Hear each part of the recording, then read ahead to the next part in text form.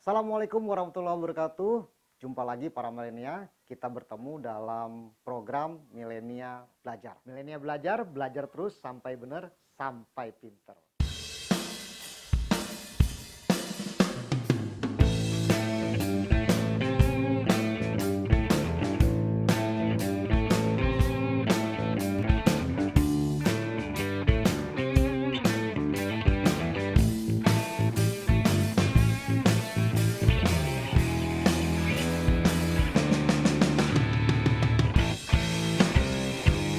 Para milenia, hari ini saya akan membuka perkuliahan Hukum Tata Negara. Tapi dalam perkuliahan ini kita akan lebih dulu mencoba untuk mengenali apa itu objek. Apa itu objek? Nah, ini penting ya. Objek hukum tata negara. Apa yang menjadi objek dari hukum tata negara? Pada hakikatnya, objeknya adalah negara. Nah, negara dilihat dari sudut yang lebih umum, secara holistik gitu. Tetapi dia konkret pada satu teritori. Misalnya, kalau dikaitkan dengan yang khusus, dari objek HTN-nya khusus, karena kita di Indonesia, maka HTN Indonesia. Adakah di negara yang lain? Ada. Kita bisa belajari hukum tata negaranya Amerika Serikat, kita bisa pelajari hukum tata negaranya India, kita bisa pelajari hukum tata negaranya Australia. Semua memiliki karakter yang berbeda-beda. Kenapa? Karena sebagaimana yang pernah dipelajari dalam suatu negara, itu pasti terdapat unsur. Masih ingat unsur negara kan? Apa aja unsur negara? Negara itu terdiri dari rakyat, kemudian pemerintahan, kemudian teritorial, dan kemudian dia juga ada pengakuan dari negara lain. Nah, ini semua nanti yang akan kita pelajari sebagai objek dari pembelajaran kita selama 1 semester ke depan. Baik, setelah mengetahui istilah, mengetahui objek, sekarang kita lihat ruang lingkupnya. Ruang lingkup. Ruang lingkup hukum tata negara. Apa sebetulnya ruang lingkup? Ruang lingkup itu dalam bahasa yang paling sederhana adalah apa saja yang perlu kita ketahui seputar hukum tata negara. Jadi kalau misalnya kita anggap ini sebagai frame ya, sebagai bingkai, sebagai kerangka, inilah ruang lingkupnya. Jadi ruang lingkup hukum tata negara itu kalau kita ilustrasikan seperti whiteboard ini, ya seperti inilah ruang lingkupnya. Apa saja? Ada banyak ahli. Salah satu misalnya Profesor Usep Ranawijaya. Beliau mengatakan bahwa ruang lingkup dari hukum tata negara adalah struktur organisasi negara. Struktur organisasi negara ini dalam arti yang umum, dia membicarakan tentang apa saja struktur dalam negara. Indonesia misalnya, kita punya struktur negara yang itu bisa kita ketahui dari Undang-Undang Dasar 1945. Atau sekarang lebih tepat disebut dengan Undang-Undang Dasar Negara Republik Indonesia tahun 1945. Disitulah kita akan mengetahui struktur organisasi negara kita. Ada apa saja? Ada MPR, ada DPR, ada Presiden, ada BPK, ada MA, dan beberapa lain yang disebut di dalam Undang-Undang Dasar. Inilah struktur organisasi negara yang diatur di dalam konstitusi. Apakah cuma ini? Tentu saja tidak, karena konstitusi memberikan perintah lebih lanjut dalam peraturan perundang-undangan atau dalam undang-undang tentang organisasi-organisasi negara lainnya. Nah, inilah yang kemudian disebut sebagai badan-badan kenegaraan. Badan-badan kenegaraan yang di dalamnya itu diatur tentang apa saja badannya dan kemudian dipimpin oleh siapa. Nah, teknis bagaimana membentuk badan ini diatur dalam peraturan-peraturan selanjutnya atau dalam peraturan-peraturan yang lebih rendah daripada konstitusi. Nah, selanjutnya yang menurut juga menjadi ruang lingkup HTN menurut Prof. Usep adalah relasi-relasi atau kekuatan-kekuatan yang ada dalam masyarakat yang mempengaruhi kehidupan kenegaraan. Jadi ada yang namanya kekuatan-kekuatan. Kekuatan-kekuatan dalam masyarakat yang memberikan pengaruh. Kekuatan dalam masyarakat, di masyarakat yang memberikan pengaruh. Pengaruh apa? Pengaruh terhadap berjalannya sebuah negara. Contoh misalnya, terhadap lembaga DPR ada ruang partisipasi masyarakat. Masyarakat dapat memberikan pandangan, saran maupun melakukan upaya untuk mempengaruhi pendapat dari DPR. Nah, itu biasanya dilakukan oleh unsur-unsur kekuatan masyarakat yang tercermin melalui organisasi-organisasi kemasyarakatan. Ini nanti akan mempengaruhi jalannya negara. Negara akan sangat dipengaruhi. Kenapa? Karena negara memang terdiri dari warga negara atau masyarakat atau warga dengan pemerintah atau penyelenggara negara. Kemudian dengan ada berbagai aturan. Nah, ini kemudian akan berkembang menjadi semacam kebiasaan-kebiasaan yang itu kalau dia berjalan secara terus-menerus dan menjadi objek pembelajaran, dia akan menjadi sejarah ketatanegaraan. Apa maksudnya? Tentu saja, misalnya kalau kita ilustrasikan sebagai Indonesia, Indonesia ini tidak berdiri tiba-tiba. Dia sudah ada dari masa-masa sebelumnya.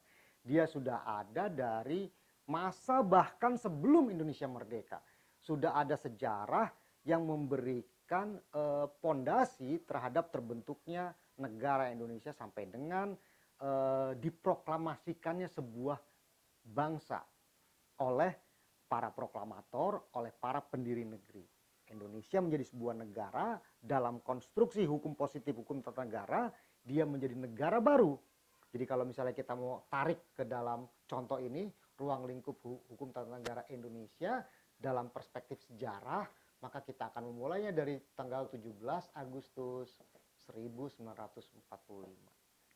Kita akan mempelajari hukum tata negara tidak hanya yang ada pada hari ini, tetapi juga dimulai dari, kalau kita mau bilang titik nol hukum tata negara positif dimulai pada 17 Agustus 1945. Nah, seperti yang pernah Anda pelajari, kalau dalam ilmu matematika, itu di bawah titik nol itu ada minus. Kan begitu. Dalam konteks sejarah, maka ada masa sebelum kemerdekaan dan ada masa sesudah kemerdekaan. Itulah yang disebut dengan state historical atau sejarah ketatanegaraan. Sampai di situ ya. Nanti kita lihat slide berikut ini.